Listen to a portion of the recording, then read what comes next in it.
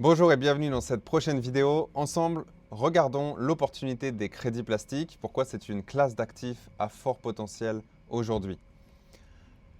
Commençons par récapituler le business model que vous avez donc découvert avant cette vidéo. Il s'agit d'un nettoyage collaboratif de l'environnement par d'abord les particuliers, puis ensuite payé par les entreprises. Alors, comment ça fonctionne? Le client va acheter un service de retrait de déchets plastiques. La commande va donc être passée par Corsair, qui avec ses différentes usines et systèmes de collecte et entreprises partenaires, va pouvoir nettoyer et recycler ces déchets plastiques. Et lorsque le travail est terminé, un crédit plastique, donc la preuve que 100 grammes de plastique ont été retirés de l'environnement, peut être émise et donnée au donneur d'ordre, donc le client.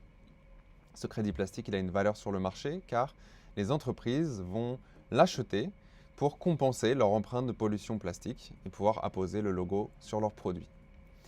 Si elles font ça, elles pourront recevoir un certificat qui permet de prouver au monde qu'elles ont fait ce qu'elles ont dit, c'est-à-dire que c'est anti-greenwashing. Il faut se rappeler que le greenwashing, c'est quand on prétend avoir fait beaucoup plus que ce qu'on fait en réalité. Ici, c'est un système anti-greenwashing. Donc, en une phrase que j'aime récapituler, c'est que la communauté internationale, globale, de particuliers, en devenant client, contribue au nettoyage de la pollution plastique et reçoit de nouveaux crédits plastiques CSR, qui est un actif à fort potentiel. Ça, c'est pour récapituler. Maintenant, vous allez vous demander pourquoi est-ce que c'est un actif à fort potentiel? Comment est-ce que je peux prévoir que sa valeur va augmenter et que ça ne va pas être simplement un coup dans l'eau? C'est une très bonne question. Regardons ensemble. Alors tout d'abord, le marché du crédit plastique, il faut commencer avec une comparaison avec un précédent qui existe aujourd'hui et c'est le marché du crédit carbone. Le crédit carbone, c'est le même concept que le crédit plastique qui s'est développé ces 10-15 dernières années, qui est maintenant un marché mature et très réglementé. Et qu'est-ce qui s'est passé du coup sur le marché des crédits carbone? Eh bien, on peut voir ici qu'en 5 ans, un crédit carbone qui correspond donc à 1 tonne, sur ici le marché européen réglementé, l'ETS EU Carbon Permit, la valeur d'un crédit carbone en 5 ans à peu près a augmenté de 40 fois. C'est-à-dire que si vous possédiez pour 10 000 euros de crédit carbone en 2017, maintenant ils valent 400 000 euros. Donc cette forte demande est venue par les réglementations. On s'attend à quelque chose de similaire sur les crédits plastiques. On ne sait pas exactement où on en est. Par contre, ce qu'on est sûr, c'est qu'on est avant la croissance, l'émergence réglementaire du marché. Donc on peut être ici en 2017 ou en 2016 ou en 2015, on ne sait pas. Mais en tout cas, le marché du crédit plastique, il est tout juste en émergence aujourd'hui. Maintenant, si on regarde le marché global, quel est le résultat du focus politico-médiatique du monde sur le réchauffement climatique avec le CO2? Le CO2 réchauffe l'atmosphère, il faut donc compenser les émissions carbone. C'est ce qui s'est passé du coup ces 15 dernières années. Eh bien voici un article de Reuters qui nous dit que la valeur des marchés mondiaux de permis d'émission de dioxyde de carbone, donc les crédits carbone, a atteint le chiffre record de 881 milliards d'euros, 948 milliards de dollars en 2023. Donc c'est un marché de plus de 900 milliards de dollars qui s'est développé du coup en 10-15 ans. Et c'est très intéressant pour nous de comparer parce qu'on s'attend bien sûr à la même chose sur le marché des crédits plastiques. Simplement aujourd'hui, on n'en est qu'au tout début. Alors il faut savoir évidemment, comme pour les crédits carbone, que ça va être les réglementations qui font le marché. Quel est le contexte international aujourd'hui qui nous laisse penser qu'en effet c'est le bon moment pour se positionner sur les crédits plastiques? Premièrement, on a l'ONU qui pousse pour signer un accord international contre la pollution plastique. Ils ont failli signer en décembre 2024, ça ne s'est pas fait, ils sont encore en négociation en 2025. Peu importe quand ils vont signer, ce qui est important, c'est qu'il y a une pression, une volonté internationale d'enrayer ce désastre écologique. Sinon, l'ONU ne réunirait pas 175 pays depuis maintenant 4 ans à date de cette vidéo pour essayer de converger sur des mesures pour limiter la pollution plastique. Donc premièrement, l'ONU pousse fortement depuis 4 ans. Elle aboutira à un moment donné à un accord. Deuxièmement, on a la Banque mondiale qui a déjà engagé 100 millions de dollars en obligations pour les projets de crédit plastique spécifiquement en janvier 2024. Et ça, bien évidemment, ça nous dit, si la Banque mondiale met 100 millions sur un sujet, c'est qu'elle sait déjà que le monde va aller dans cette direction. Donc ça nous dit bien que les crédits plastiques sont une véritable solution mondiale. Et puis enfin, on a aussi d'autres réglementations qui sont en notre faveur ici. En Europe, il faut savoir que les différents pays de l'Union européenne payent des amendes, même s'ils ne l'appellent pas comme ça, à l'Union européenne lorsqu'ils ne recyclent pas suffisamment de leurs déchets plastiques. Par exemple, la France a payé 1,5 milliard de dollars. Ensuite, il me semble que c'est l'Allemagne ou l'Italie, à peu près 1 milliard de dollars.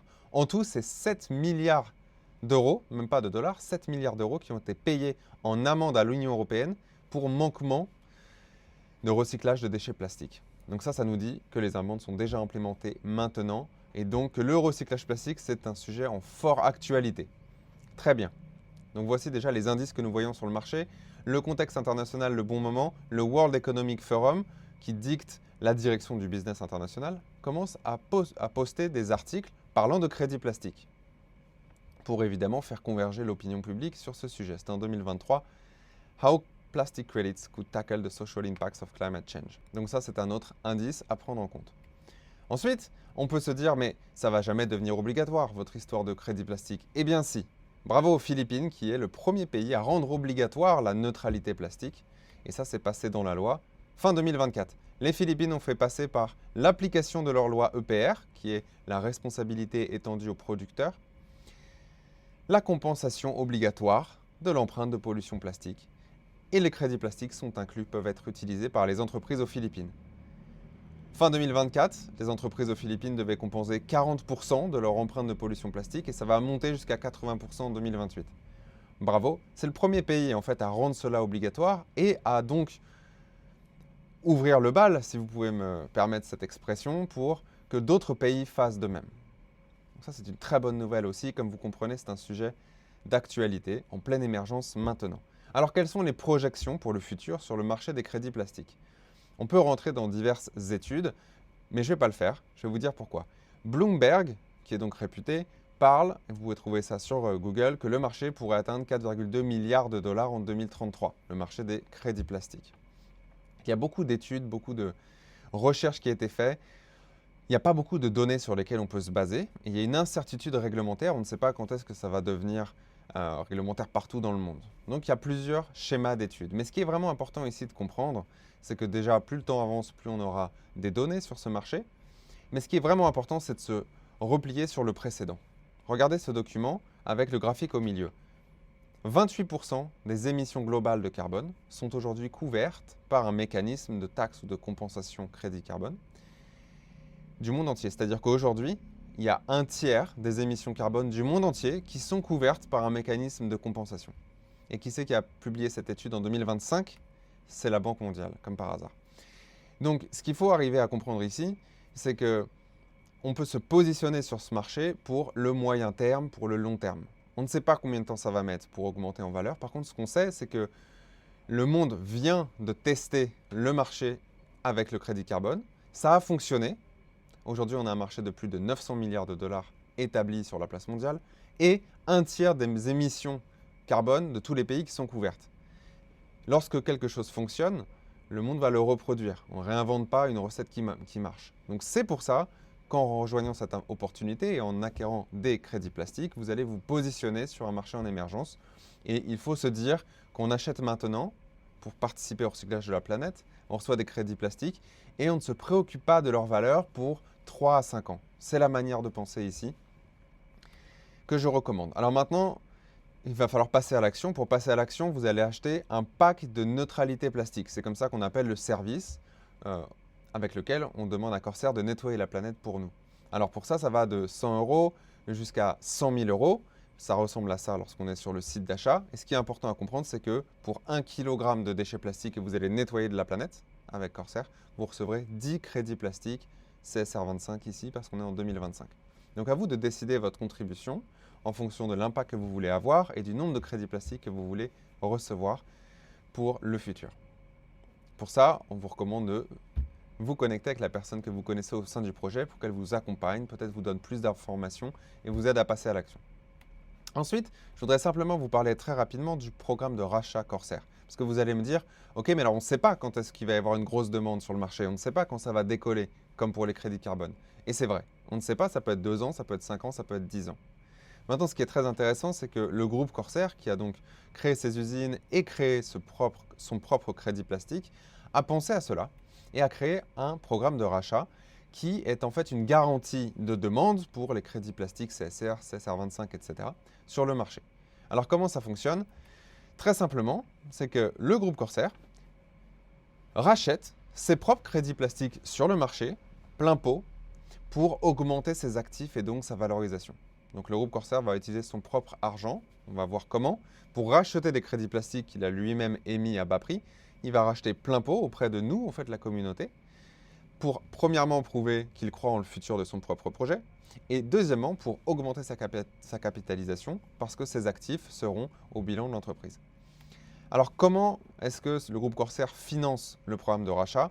En utilisant 10% du chiffre d'affaires, non pas des profits, mais du chiffre d'affaires de toutes les activités du groupe, c'est-à-dire aussi la vente d'huile de pyrolyse des différentes usines du groupe Corsair. Donc plus le groupe Corsair grandit, plus il se développe, plus la demande augmente sur le marché public pour les CSR25 par exemple cette année. Et ça c'est très important parce que dans les 5 dernières années, on a vu le groupe Corsair se développer très rapidement. D'ailleurs, est devenue aujourd'hui l'entreprise sur l'industrie du recyclage chimique qui se développe le plus rapidement, donc ça va continuer bien évidemment. Donc on peut s'attendre à une forte demande venant du programme de rachat. On fera d'autres vidéos pour entrer plus en détail de l'analyse du marché et du programme de rachat et des estimations. Demandez à votre contact dans notre entreprise pour plus d'informations. En tout cas, je vous remercie pour votre attention. Saisissez cette opportunité. Fin 2025, c'est le moment de passer à l'action parce que plus vous laissez le temps passer, plus les réglementations arrivent et se développent, plus le marché mature. Il ne faut pas vraiment rater l'opportunité de l'émergence du marché. Donc on se positionne aujourd'hui en 2025. Merci beaucoup.